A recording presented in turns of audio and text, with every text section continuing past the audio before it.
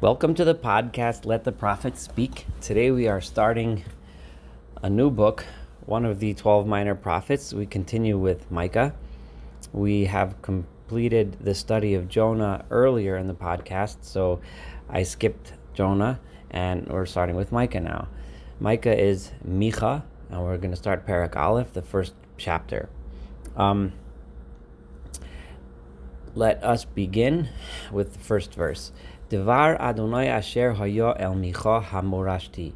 The word of God that was spoken to Micah from the town of Moreshet, or from the town of Maresha.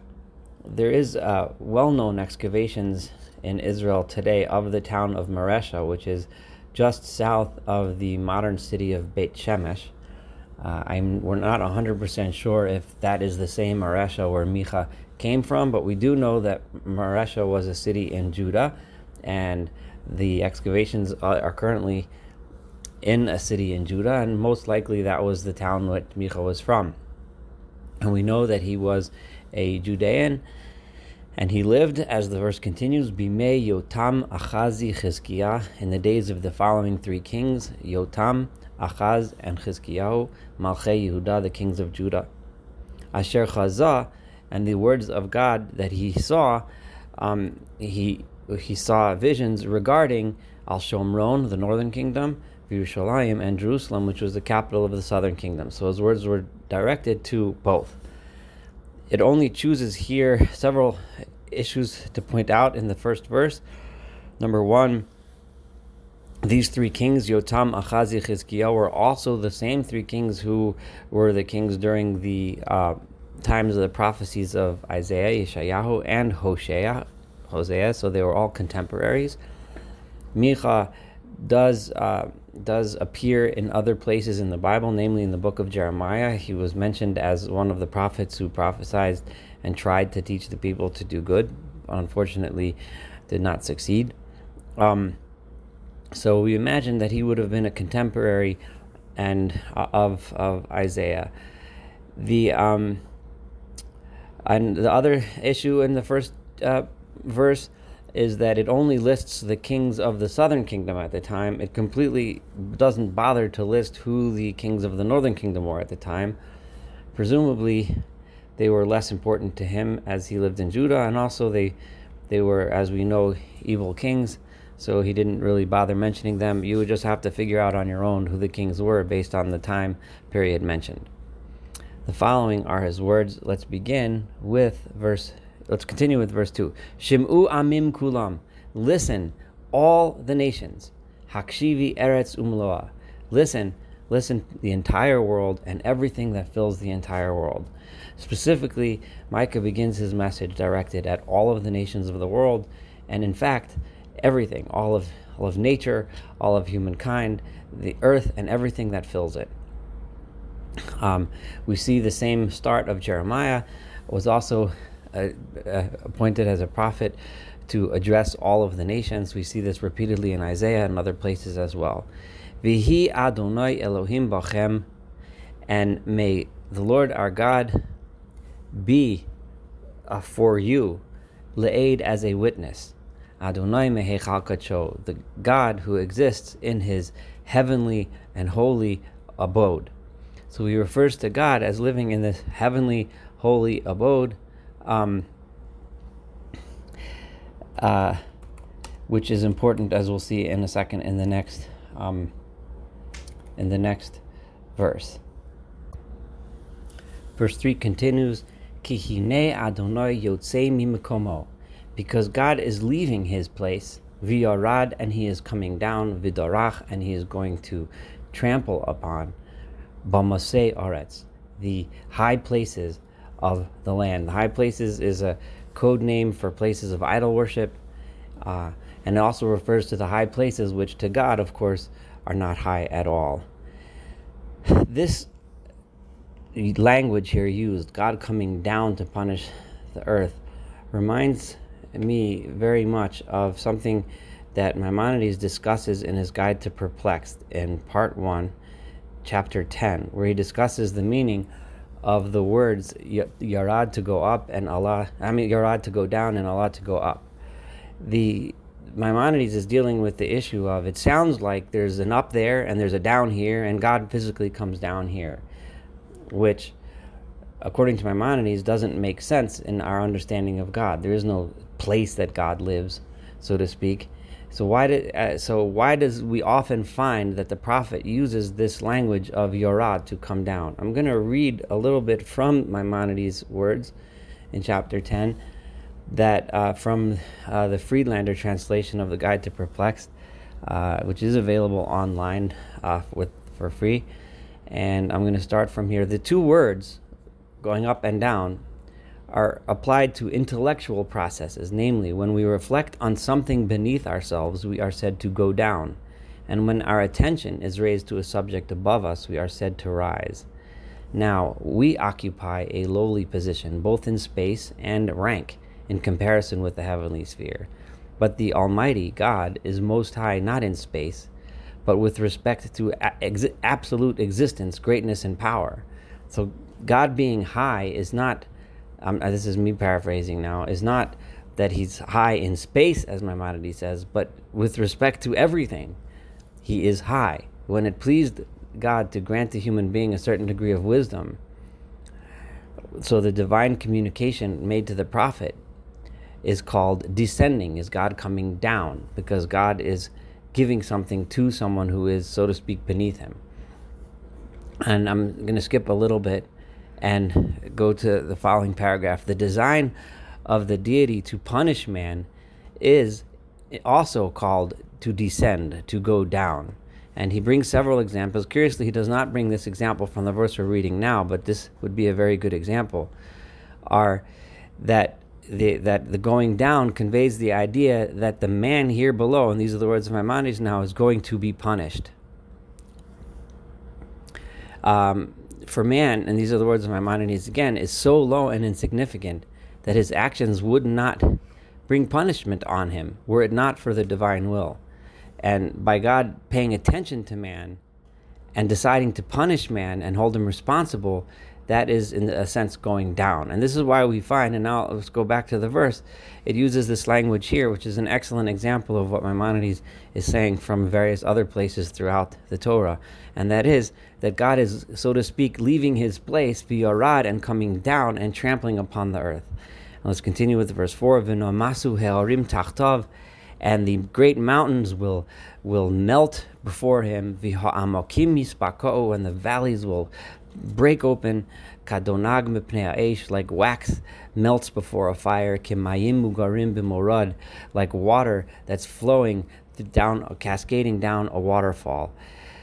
Bepesha Yaakov kolzos. This is all happening because of the sins of the people of Jacob. And Pesha Yaakov is a keyword that means both the northern and the southern kingdoms.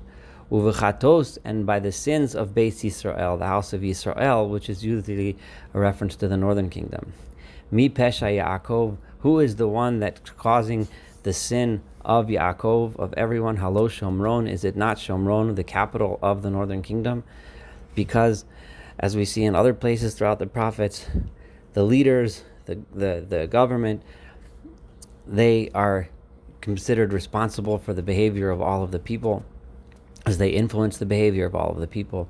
Umi bamos Yehuda, and who is responsible for the high places and the idol worship that's happening in Judah? Halo Yerushalayim, is it not their capital, which is in Jerusalem? Verse 6, V'samti Shomron, I will therefore make Shomron, that's the capital of the northern kingdom, Le'i Hasodeh, I will make it into, like, an E. There's various translations of this. Some translate it as mounds of dirt. Some translate them as open fields. But either way, it means they're not being farmed. They're just desolate earth, desolate fields. L'matoi kerem, ready for someone who would want to come and plant a vineyard. In other words, there's nothing there. That's how I'm going to make it. V'higarti lagai avoneha, I am going to tumble her stones. The stones of the cities that are built in high places, when they're destroyed, the stones will tumble down into the valleys. Visodeha agala, and I am going to open up and reveal their foundations by knocking down all of the walls. All that will be left is just the foundations in the ground. V'chol psileha, and all of her idols, yukatu, they will all be cut down and smashed and crushed. V'chol esnaneha, and all of her etnaneha. Now, an etnan refers to a gift that someone would give to a prostitute in payment for her services. So it does mean that probably literally here, that I will burn, because etnaneha, these gifts, but it also refers to any money or devotion or gift or even anything of person's self that he or she gives to a purpose that's illicit, a purpose that's immoral, a purpose that's bad. So when they build their even their homes, if their homes are instruments of evil, those are an etnan. Those are efforts that they're putting into being able to, what they get up from it is something that's evil, something that's bad, and all of those things, yisrufu ba'esh, will be destroyed and burnt in flame.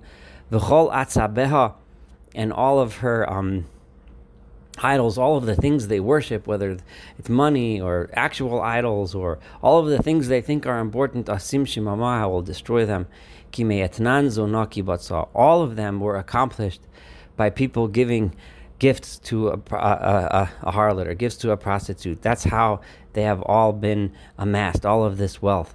People giving things for illicit and immoral purposes. Biad esnan zona yashuvu, and I am once again going to make them into payment for a harlot. And this is a reference to all of that will now go to the enemy and give them the whatever benefit they get from these goods that now that they have taken them from the people of Israel. Alzos, on this, that now until now it was the prophet paraphrasing God himself, but now Micah goes ahead and Micha goes ahead and talks in his own language. For this espeda, I will lament ve'elila, and I will cry and wail. Elocha sholol ve'arom. I will go naked and stripped of any belongings. If we recall from Isaiah, we also had an episode where he walked, so to speak, naked, in order to demonstrate that the people will be just stripped of everything, stripped of their specialness, stripped of their humanity, and they'll just be naked. Esem isped katanim. I am going to make cries sadly like tanim. Tanim have various translations. The medieval translators usually translate tanim as some kind of a serpent or snakes. Modern translators assume that tanim are actually jackals, which we know live in the Middle East, and they often they do cry like this, and they cry at night. So jackals is probably a much more accurate translation of this word. I will cry like the jackals cry at night, ve'evel, and I will mourn, kivnos ya'ano, like the ostriches mourn. Now, I'm not sure if this is referring to some sound that the ostriches make. I did actually look up, and I saw that ostriches do not have the ability to vocalize, although male ostriches make some kind of a moaning noise. So maybe it's referring to that, or maybe it's some other behavior of ostriches. But Bnos Ya'ano, we do know, refers to that. Why? Ki anusha makoteha, because her makot, her wounds, are anusha, they are impossible to cure. Ki va'a ad Yehuda, because something has come to Yehuda, naga, it has naga ad shar ami ad Yerushalayim. It has spread, this plague of illness has spread all the way to the gates of my people, all the way to their capital, Jerusalem. This is very, very similar language to what we find in Jeremiah chapter 8, verse 22, who also refers to the wounds as being wounds that cannot heal. We find it in Isaiah chapter 1, the same image. We find this image of the God talking about the destruction, and then the prophet crying and wailing and mourning over the destruction. These same images we find in those two chapters as well.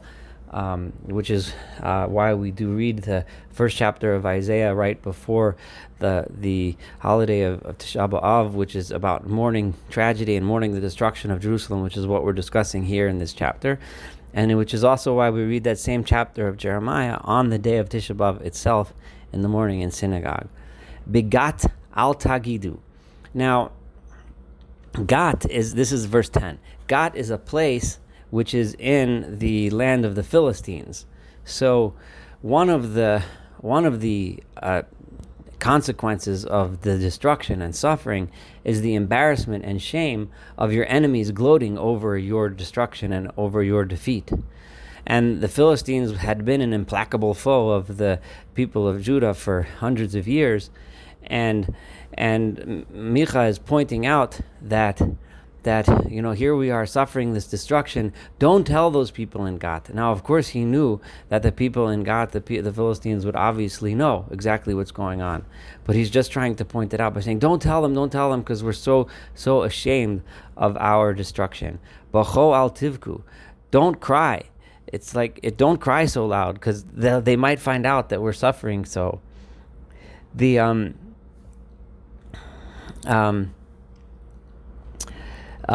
Beit Li'afra, in this place called Beit Li'afra, Afor hit palashi, I have thrown dust, or dust has been thrown over your head. This is the beginning of a series of interesting plays on words, where Micah very cleverly uses the Hebrew language and picks towns that have names, which towns in Judah mostly, that have names that he can make this almost a little poem out of, by calling the town by its name and then saying some kind of destruction that can befall it by using its name in a slightly different form. So here he says, Beit Li'afra, in this place of Beit Li'afra, Afar hit palashi, I am going to cover it, or it will be covered with dirt.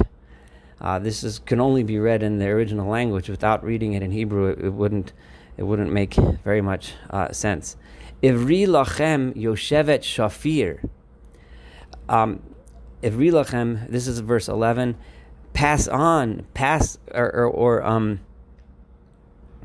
Go away, those of you who is Yoshevet Shafir, the people that live in Shafir. Shafir is a language in Hebrew. It's a place name. It's a city name, but it also means Shapir. It means beautiful. So he's saying, Eria Boshet. Now you have gone naked in embarrassment. He's using the language of something beautiful to look at, but now, which is the name of that city. But now you are suffering in embarrassment and shame of nakedness. Lo yatsa yoshevet sa'anan. Again, he uses the play on word yatsa and sa'anan. So Sa'anan is the city. Lo yatsa, those people that live in Sa'anan are not able to go out. They're stuck. Mispad Beit HaEtzel Yikach Mikem Emdaso. The house of Eitzel, which we mean the house nearby, right? Or it could mean just a place named Beit HaEtzel. They now is full of lamentation. Yikach Mikem Emdaso. He, the enemy, will take from you everything that is that you need to be supported. It could also mean here, God will take away from you His support. Kichala, this is verse 12. Kichala letov yoshevet marot. Again, a play on the language here, because the people of Marot, a name of a city, but also the city name means bitterness. Chala letov, they have been desperate for good, but they live in a town called bitterness. Ki yorad ra me'et Adonai l'shar Yerushalayim, because the evil has come down from God all the way to the gates of Jerusalem. He continues with these little plays on words. Ritom, in verse 13, Ritom hamerkava larechesh yoshevet lachish. This is the flip of the words larechesh and lachish. Lachish was the second largest city in Judah, a very, very large and important city.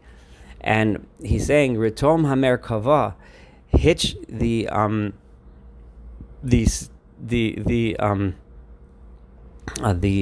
horses to the chariots. Lorechash is the chariots of war, specifically those of you that live in Lachish. Reshit chatos hi lebatzion, because this is the beginning of the punishment of the sins of the daughter of Zion, of the people of Zion. Why? Kivach nimtzu b'shei Israel, because among you is found the sinners or the sins of Israel. Lochein titnu shiluchim al Moreshet Gat. This is verse 14. Therefore, give a farewell gift to those people of Moreshet Gat. That is send messengers to the people of Gat. So remember, Moreshet Gat is again a town in the lands of the Philistines. So send messengers. The Radak learns that this explains that this means send messengers to them to try to get help, but help is not going to come. But te achziv li achzav, and this is again another play on words. Achziv is a town in Israel, and the houses of Achziv have become like Achzav. Like an Achzav is a spring that has no water. It's like a mirage. You go there thinking you're going to get water, and Achzav, it lies to you. There's actually no water. So the houses of the place of Achziv will become like places that give nothing. And this is juxtaposed with Moreshet Gat, because you're going to send messengers to there hoping you'll get some help, but you'll get nothing. L'malchei Yisrael, they will give no help to the kings of Israel. Od hayoresh avilach yosheves Maresha. This is the last of those little plays on words, and he saves his own hometown of Maresha. He saves for the last pun. It must have been difficult for him to speak about the condemnation of his hometown, and he says, Od hayoresh,